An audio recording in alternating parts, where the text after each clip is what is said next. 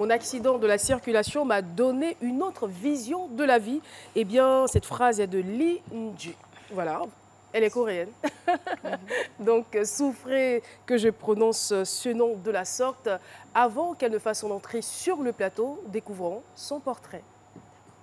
Eun-ji Lee est une jeune sud-coréenne de 25 ans qui a grandi en Afrique. Son parcours scolaire atypique prend ses racines au Togo avec une vie partagée entre sa culture d'origine et celle de son pays d'accueil. Après avoir obtenu son bac littéraire, c'est en 2012 qu'elle se rend en France pour les études supérieures. Elle obtient sa licence en lettres modernes, puis un master FLE, français et langues étrangères, à la Sorbonne Paris 4. Interprète, traductrice, engagée activement dans le volontariat, elle est aujourd'hui manager de la troupe chorégraphique ouest-africaine Les Trésors d'Afrique, deuxième meilleure troupe chorégraphique au monde à l'IYF World Cultural Dance Festival 2018. Eun-ji Lee ne manque pas d'ambition et espère être une actrice active dans l'émergence d'une jeunesse nouvelle par le changement de mentalité. Notre invité revient de loin. Un événement tragique va lui donner une autre vision de la vie. Toute son histoire sur le plateau de C'est Midi. Merci beaucoup Marie-Ange Eliane pour ce texte lu par Nafi Touré. Et voilà, elle n'a pas attendu, elle est venue directement sur le plateau de C'est Midi, notre invité. Enyong Aseyo.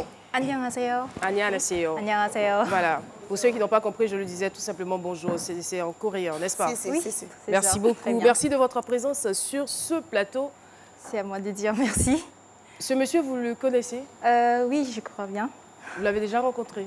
Oui. À Yopougon? Non. Non, à l'aéroport de Berlin. Ah d'accord.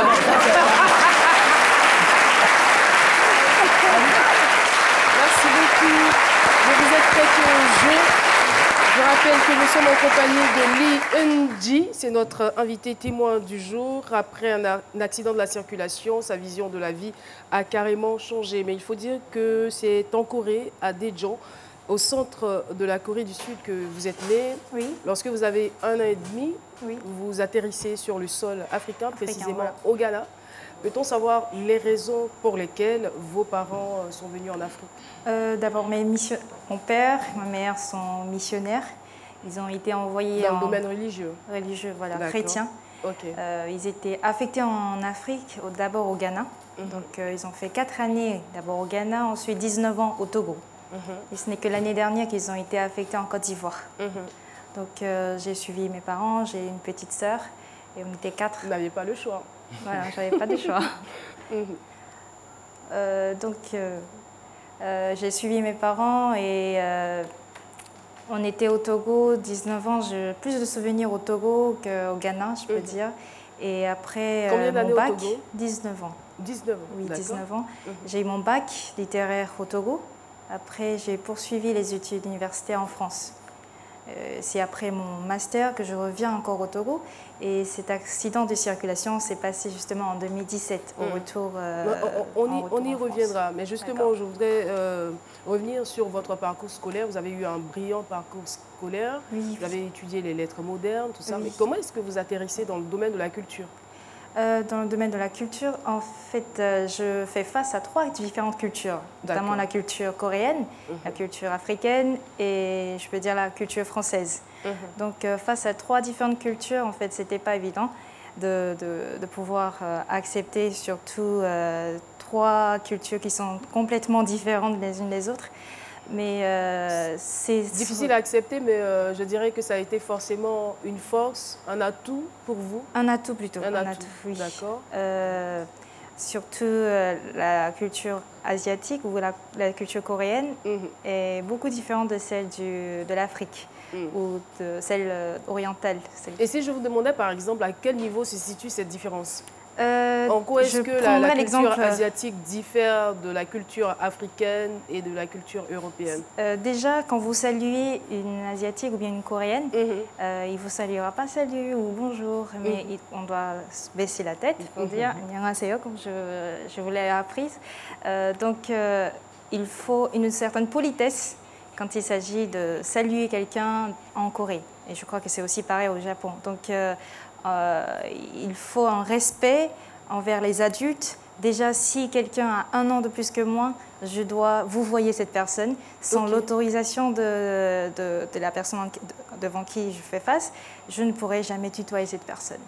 Donc, c'est aussi une différence. Si vous tutoyez, on vous considère comme déjà très impoli et que vous méprisez complètement cette personne. Donc, j'ai une apparence coréenne, mais vu que j'ai passé toute mon enfance et ma jeunesse beaucoup plus à l'étranger, les Coréens qui me font face, ils trouvent c'est un choc pour eux de les tutoyer. Pour moi, je sentais en fait... Vous avez gardé cela? Oui, j'ai gardé ceci au départ. Pour moi, c'était une relation... Parce que je partage une relation intime, pour moi, c'était facile de tutoyer une personne. « Ah, comment ça va? Comment tu vas ?» etc. Ils disaient, mais pourquoi tu me tutoies? Tu dois me vouvoyer par respect, j'ai 1 an plus que toi. Mais 1 an de différence, ce n'est pas quelque chose de grand pour moi. On est quand même de la même génération là.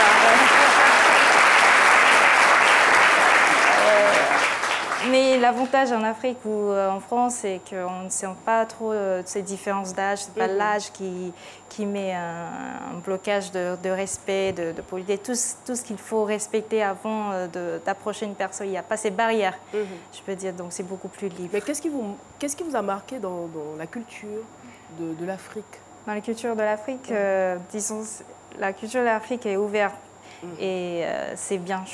Elle est bien chaleureuse, elle est l'hospitalité, la solidarité. Voilà.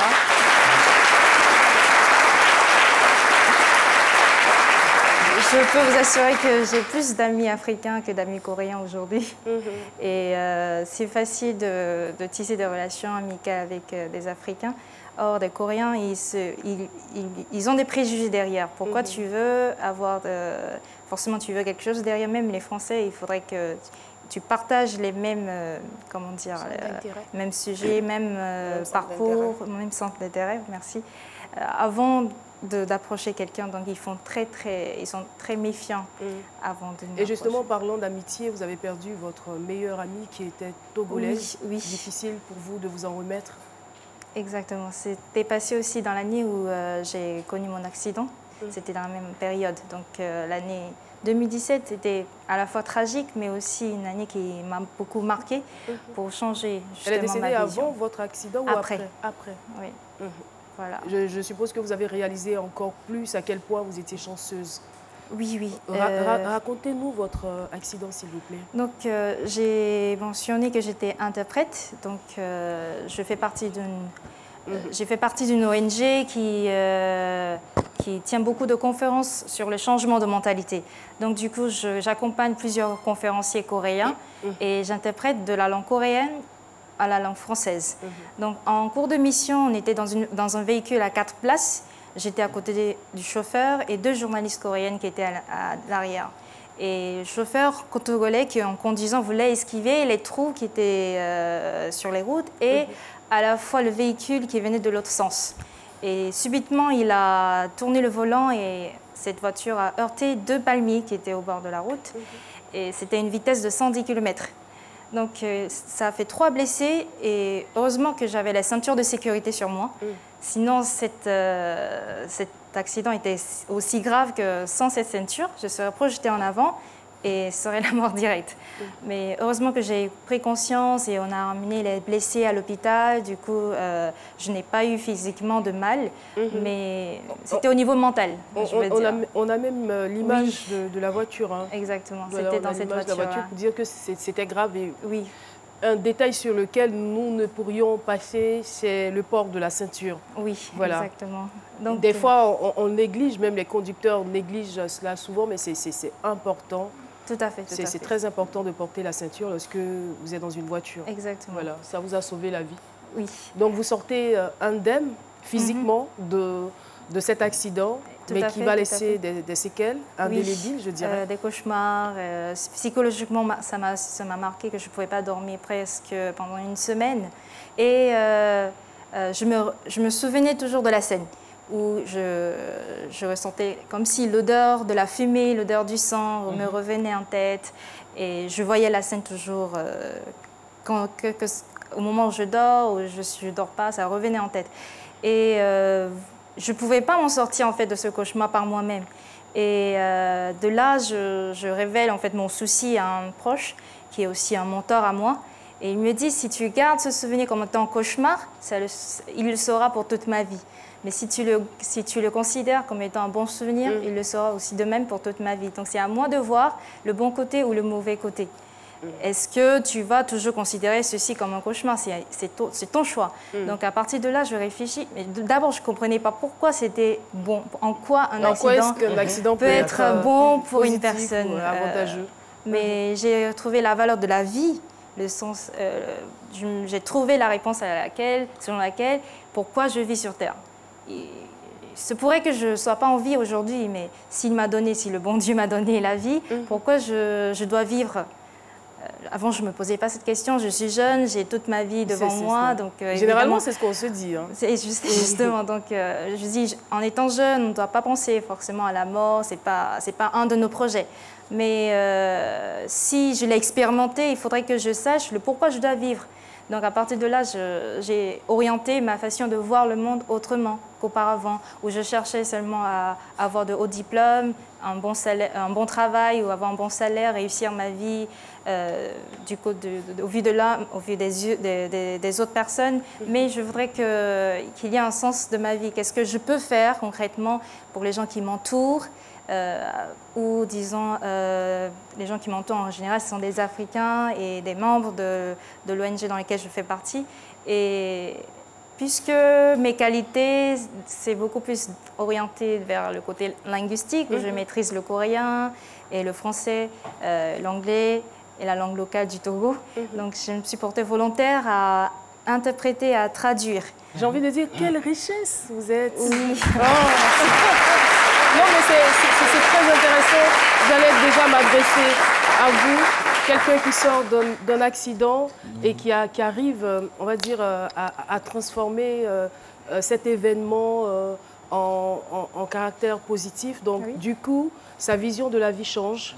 Elle a une vie qui n'est plus repliée sur elle-même parce qu'au départ, c'était elle était dans sa bulle, elle voulait se réaliser, elle voulait avoir du travail. Mais là, c'est tout autre chose. Voilà, désormais, pourquoi je vis? Oui, ça amène à se poser des questions. Oui. Comment est-ce que je pourrais aider les autres? Oui. C'est cela. Ça amène à se poser des questions. En fait, notre corps a besoin de nourriture matérielle pour se développer. Mais c'est grâce à nos expériences que notre conscience grandit. Alors, nos expériences négatives ou positives nous enseignent toujours et nous permettent de voir plus loin. Justement, quand on est jeune, on se dit que la mort, c'est pour les vieilles personnes.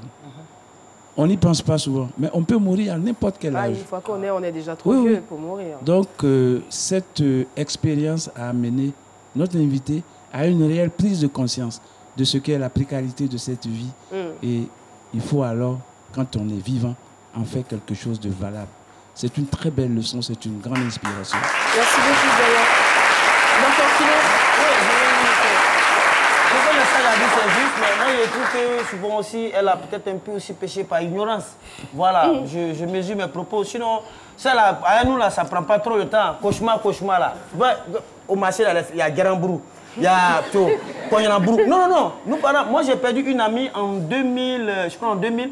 Et cette dernière là, chaque fois, elle venait, c'est-à-dire, je suis couché puis je la vois venir. Et puis elle fait ça, toi, Dieu m'a envoyé te chercher. Ça, c'est même pas de l'humour, sérieusement. Dieu m'envoie te chercher. C'est réel? Oui, c'est réel. Vous n'avez rien à voir dans sa mort? Non, je n'ai rien. Dieu m'envoie. Moi, j'ai dit que Dieu m'a, je voulais le voir. Donc, chaque fois, elle venait et j'ai expliqué à une vieille personne. Puis bon, la dame m'a conseillé, nous sommes en Afrique, on a des feuilles là. Les koyinabrou, les mimes, les trucs. J'ai lavé.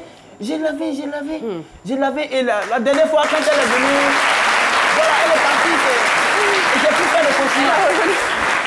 On n'a pas besoin de se refaire. Moi, je ne sais pas si on doit le croire parce que... Non, ça existe. Docteur Philo, on ne sait plus. Même son bonjour, on s'en méfie. On ne sait plus à quel moment il dit la vérité, à quel moment... On ne sait plus. Oui.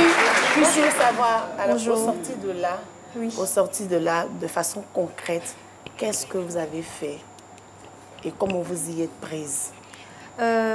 Au sortir de là, la principale question que je me suis posée, c'est en quoi je peux être utile pour les gens qui m'entourent. Et je l'ai dit que je faisais partie d'une ONG. ONG dans IYF, le siège était en Corée. Donc je voulais être disons, un médiateur de la Corée du Sud avec l'Afrique, surtout l'Afrique francophone. Donc à partir de là, c'est que l'année dernière que j'ai pris la bonne volonté de réunir certains danseurs ouest-africains à assister à une compétition de danse en Corée. Donc ce concours est dénommé Festival de danse culturelle IYF en Corée. Donc du coup, ça réunit des jeunes Togolais, Ghanéens et Ivoiriens à y assister. Ils ont remporté finalement le prix d'or à cette compétition qui a réuni plus de 500 jeunes. Donc c'était aussi une des activités qui a marqué moi personnellement et le groupe, la troupe toute entière, parce que cela donne l'occasion aux jeunes Africains de découvrir un nouveau monde. Par exemple, la Corée fait partie d'un pays exemplaire que je voulais aussi expliquer pour ceux qui ne connaissent pas. Dans les années 80, la Corée était un pays moins pauvre que la Côte d'Ivoire. Mais en rien de 30-50 ans, je dirais plus pauvre. Voilà, elle est 8e puissance mondiale. Et vous connaissez... Tout cela a été dit... tout s'est construit, tout cela s'est construit à partir, je dirais, du travail. Du travail, de l'éducation. Oui, de l'éducation et surtout au niveau mental, c'est-à-dire changer la mentalité, de toute la population. Et je dirais que tous les grands-parents, tous mes grands-parents se sont consacrés à se sacrifier pour la génération à venir. Donc ils n'ont pas pensé à leur profit, mais ils se sont engagés à, disons, donner tout leur travail, tout leur salaire pour le bien de la nation, pour le bien de la génération à venir. Donc, ils n'ont pas eu leur vie, je veux dire. Et c'est grâce à leur sacrifice aujourd'hui qu'on connaît la Corée d'aujourd'hui. Chacun devient, je dirais, un don de soi. Un don de soi au service de la nation, de sa nation. Justement, tout à fait. Et je pense que c'est le plus fort des actes patriotiques qu'on pourrait poser. Et en Côte d'Ivoire, cela est possible. Je veux dire, on a traversé des moments très, très difficiles. Mais aujourd'hui, qu'on soit capable de mettre de côté nos intérêts politiques et penser plus à l'intérêt de la nation, à l'intérêt de la Côte d'Ivoire. Vous faites bien d'en parler. Et je vais vous dire que vous êtes aussi... à côté de votre collègue ex-danseuse, donc c'est deux ex-danseuses. Vous pouvez vous saluer. On fait comme ça. Je crois que Prissy a une question. Moi, je veux savoir, alors vous qui avez connu les deux cultures, vous qui connaissez les deux cultures, donc vous avez fait la différence, vous connaissez l'avantage qu'il y a, enfin tout ce qui est positif en Afrique et tout. Pour les Coréens qui ne connaissent pas vraiment l'Afrique ou qui ont des idées arrêtées de ce qui se passe en Afrique, comment est-ce que vous les... entre griffes convertissez, qu'est-ce que vous leur dites de l'Afrique? Par exemple, les Coréens, pour se libérer de leur stress ou de leurs soucis quotidiens, ils chantent. Donc la majorité, je ne sais pas si vous connaissez des chanteurs coréens, mais même les jeunes aiment chanter. Ils ont construit ce qu'on appelle les karaokés. Voilà, donc ils aiment chanter et beaucoup de Coréens chantent. Mais la particularité en Afrique, bien sûr, il y a des artistes, chanteurs africains, mais je suis passionnée par plus les danses. Et les Coréens qui voient la danse africaine, au travers par exemple notre troupe, ont été fascinés par, disons, la force, l'énergie qui est cachée derrière. Peu importe les difficultés qu'ils auraient traversées, par la danse, ils oublient le stress, ils oublient les soucis qu'ils peuvent avoir. Donc ça, je crois que c'est un grand avantage de la culture africaine qui n'existe pas. En fait, les Coréens n'ont pas l'habitude d'exprimer, disons, leur joie par la danse. Alors, vous, je ne vais pas vous demander de danser, je vais vous demander tout simplement de nous dire en coréen, c'est l'heure d'aller à la pub. C'est l'heure d'aller à la pub. Oui. Vous êtes interprète, donc ça doit être facile pour vous. Là maintenant? Oui, maintenant, tout de suite. 광고를 볼 시간입니다. Ne me demandez pas de le répéter. Merci beaucoup, public de ce midi. Nous sommes donc de retour sur notre plateau pour la deuxième partie de cet échange. Nous étions avec Lee Eun-ji, c'est notre invité témoin du jour. Eh bien, c'est une jeune dame qui avait une vie normale, mais après un accident en 2017, la vision de cette jeune dame change carrément. Aujourd'hui, elle est beaucoup plus ouverte à l'extérieur et surtout, elle a en elle cette envie d'apporter et de venir en aide aux autres. On va dire interprète, pas seulement, mais aussi chorégraphe, manager, je dirais plutôt manager, oui. C'est bien cela. Oui. D'accord. Alors, Diaby. Oui. Alors moi, j'ai une petite préoccupation. Nous avons reçu un invité qui, après un accident, elle était la seule rescapée d'un bus tombé dans l'eau qui, après, a eu des traumatismes et jusqu'à aujourd'hui ne monte plus dans les bus. Et vous nous avez dit qu'après l'accident, vous avez fait des cauchemars. Oui. Mais moi, je veux savoir, le traumatisme est allé jusqu'à quel niveau? Oui, vous avez bien dit parce que j'avais peur aussi de conduire. En fait, j'ai un permis de conduire, mais je n'avais plus l'audace de conduire ou bien d'être sur le volant. Et même entrer dans une voiture ça me faisait peur d'entrer dans un véhicule. Donc, si je le prenais, mais à chaque fois qu'on freinait, mon cœur battait fort. Et ça a pris à peu près 1 mois. Mais pour surmonter justement ce fait, j'ai décidé de conduire. Oui, j'ai peur en conduisant, mais il fallait que je conduise pour surmonter cela. Et il y avait mes parents qui m'ont aussi beaucoup plus conseillé à le faire, parce que si je ne le fais pas, je n'affronte pas en fait, ce défi-là, je risquerais de ne jamais conduire. Voilà. Alors, au niveau de la troupe de danse, voilà, il faut dire que c'est vrai que vous êtes manager de la troupe chorégraphie ouest-africaine Les Trésors d'Afrique. Vous avez été lauréate du God Prize de la 2e meilleure troupe, c'est bien cela? Oui. Chorégraphie du monde. Oui. Vous avez déjà commencé à glaner des lauriers? Oui, cette année encore, en silence encore. Et cette fois-ci pour avoir le Grand Prix. Le Grand Prix. Oui. C'est quoi le Grand Prix? Le Grand Prix, en fait, c'est le prix le seul prix qui vient après ou avant le prix qu'on avait reçu l'année dernière. D'accord. Et comment est-ce que vous travaillez pour atteindre vos objectifs? Bon, on travaille à distance en général pour la recherche des musiques et des chorégraphies. Et on se réunit de temps en temps pour faire des répétitions. Et voilà, beaucoup plus à distance. Et on se prend des vidéos pour s'envoyer, s'échanger. C'est une troupe qui existait déjà ou c'est vous qui l'avez montée de toutes pièces? C'est, disons, moi, avec l'appui de l'ONG. Mais je dirais qu'ils ne sont pas des professionnels. Ils ne sont pas des danseurs professionnels, ils sont des jeunes ordinaires, étudiants. Vous avez formés. Voilà. Et ils étaient dans des groupes de danse au sein de l'ONG. De IOIF de différents pays, puisque IOIF détient plusieurs branches. Ils étaient un groupe de danse qui dansait déjà au sein de cette ONG dans leurs différents pays. Voilà. Alors, nous n'allons pas vous laisser partir sans que vous nous parliez un peu des projets que vous avez vis-à-vis de ce groupe-là. Du 16 au 18 du mois d'avril, la troupe organise un camp de danse qui réunira on estime avoir 1000 jeunes à participer à ce camp. Et non seulement il y aura des séances d'apprentissage de danse, il y aura des séances de conférences où vous suivrez justement cette conférence de changement de mentalité. Vous aurez aussi d'autres visions de la vie. Même si vous n'êtes pas danseur, vous êtes aussi invité à venir.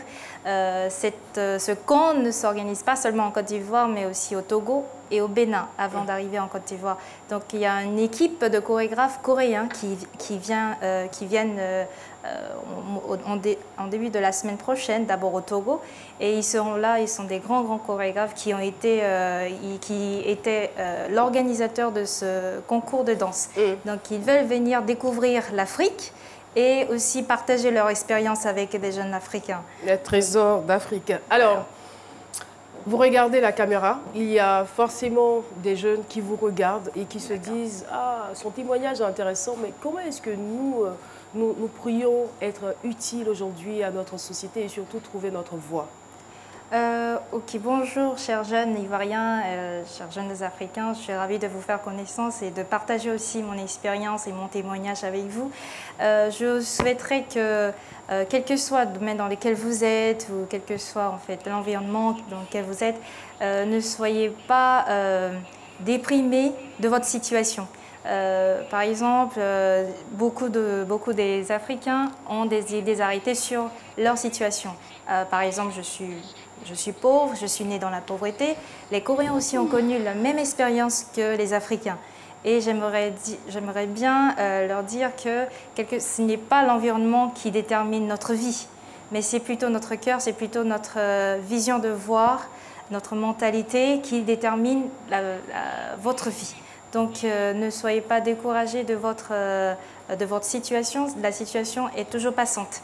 Elle changera toujours, mais la seule chose qui ne changera pas, c'est ce qui se trouvera dans votre cœur, c'est-à-dire la mentalité que vous avez. Donc, je voudrais que vous gagniez l'opportunité et l'occasion pour changer votre mentalité. Merci infiniment. Merci. Yamsa Hamida. Yamsa. Voilà, je vais dire tout simplement merci en coréen. Et il faut dire qu'il y a des jeunes avec nous qu'elle encadre aussi, c'est bien cela. Oui. Des jeunes que vous pouvez vous lever s'il vous plaît. On va vous applaudir. Merci et bravo. Joli témoignage en tout cas, Lee Eun-ji. Merci d'être passé sur notre plateau, un plateau ouvert à tout le monde. Voilà, si vous avez une histoire intéressante, une expérience à partager, n'hésitez pas à nous appeler au 22 01 00 00.